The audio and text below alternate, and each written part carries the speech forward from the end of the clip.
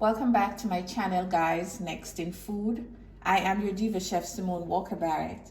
Today's tutorial is all about how to make rolls, dinner rolls, whatever type of rolls you want them to be, but we're adding in a special ingredient, and it's sweet potato. So let's make some sweet potato dinner rolls. So for our rolls, we're going to need some yeast, and this is active dry yeast. We're also going to need some water to soften the yeast up. Then we are adding in some salt for flavor. We're also going to add egg, butter, and shortening. Butter adds some flavor and shortening will add some extra lightness. Sugar for sweet. Some dried milk powder for extra richness goes in, and of course some flour to hold it all together. And then finally the star. This here is sweet potato. So this is a pound of sweet potato. I boiled it and I mashed it, and after boiling it and mashed it, I now have 2 cups of sweet potato boiled and mashed. So that goes in, and then all you have to do is close the mixer and just mix away.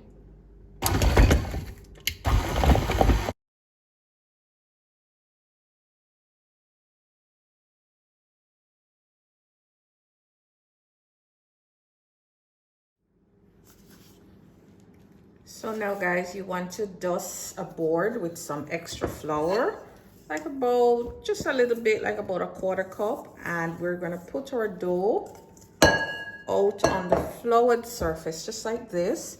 And then you want to just give it a couple kneads, about 10. All right, so we're bringing the sides into the middle, and this is an effort to make the dough smooth, and the flour is to prevent it from sticking to our counter, and that's all there is.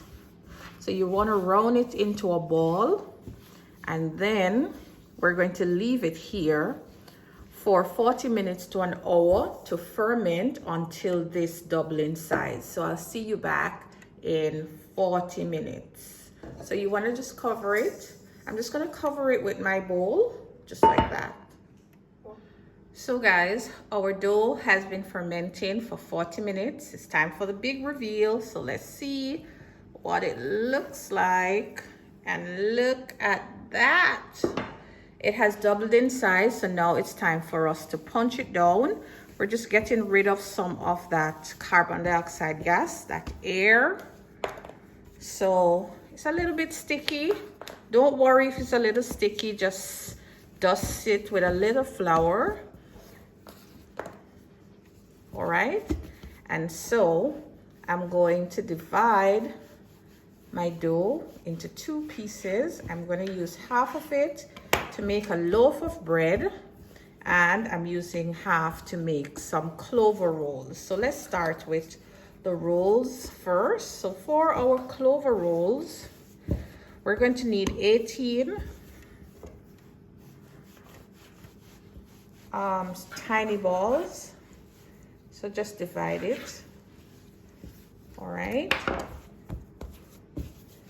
just roll it into a log like so, and then you cut some tiny balls with a knife.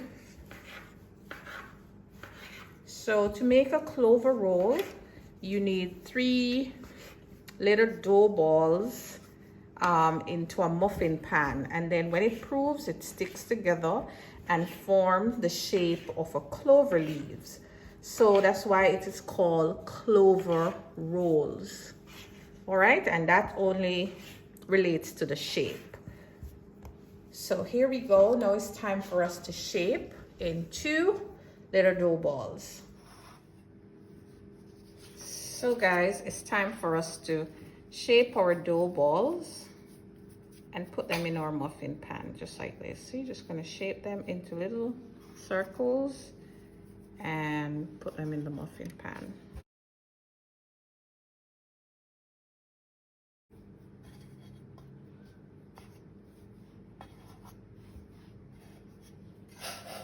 And those are what our clover rolls going to look like. Now we need to let these proof in the pan until they double in size. This is going to take between 15 minutes and 20 minutes depending on how hot your kitchen is. All right, you can cover this with plastic or a damp cloth so that the top does not dry out, and let them double in size. So for our loaf of bread, so basically what I'm showing you is that you can use the dough to make a loaf of bread or our individual rolls that we're calling our clover rolls today. Please remember that this is a potato dough. This was made with sweet potato and flour. So to make a loaf of bread, just use your hands and just flatten the dough, or you could use a rolling pin, but your hands work just fine. And then you're going to fold the dough over 3/4 of the way, and then you overlap. Make sure to have the seam end down, just like that. And this is how simple it is to shape the loaf. This is your loaf pan right here. This is already greased. So you want to make sure that the dough is the length of the pan, and so our dough is lining up with the length of the pan.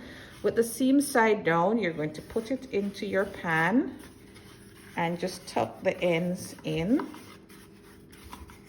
And this too, we are going to let it proof until it fills the pan up 3/4 of the way. I soon come back. So guys, our breads have been proofing, look at that, for 20 minutes, and they have doubled in size. See how they almost fill the pan up? Now it's time for us to egg wash them, add some sesame seed for texture, and then we're going to put them to bake. So for your egg wash, an egg wash is simply an egg mixed with some water. So we're just going to pour an whole egg in a tablespoon of water, and then just mix it. All right, that's all there is to an egg wash.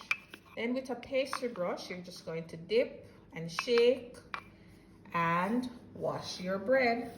Now at this stage, you need to be very gentle when you're basting the egg wash on, because you don't want to deflate the dough.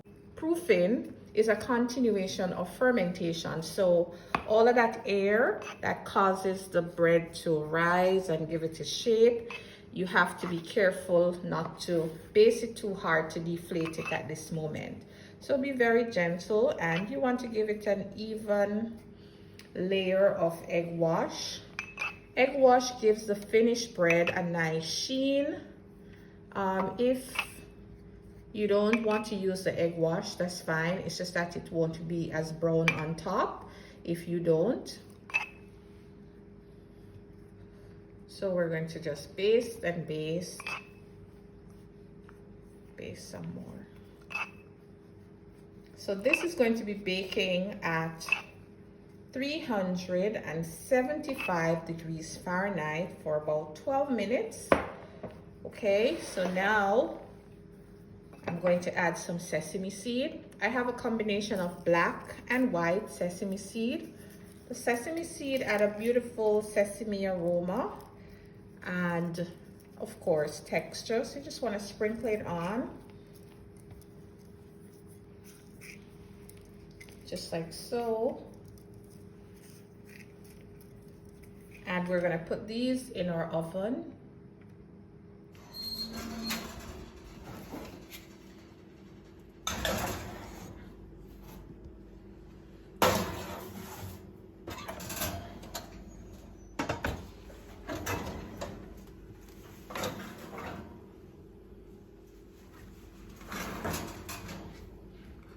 All right guys, so our potato rolls are finally ready. I'm just going to baste them now while they're hot with some butter. All you need is some butter, softened butter, and the residual heat from the hot buns will just melt that lovely butter over them. Now, I encourage you to bake some fresh bread for your family. And when you do, remember to tag us at Streetfoodsaturdays on Instagram or at Nextinfood on Instagram. If you are a new subscriber, we say welcome. And if you have not yet subscribed and you're watching this video, go ahead and hit that subscription button, like, share, comment down below. I'd love to hear from you. I am your diva chef, Simone Walker Barrett. I'll see you next time with another simple homemade recipe.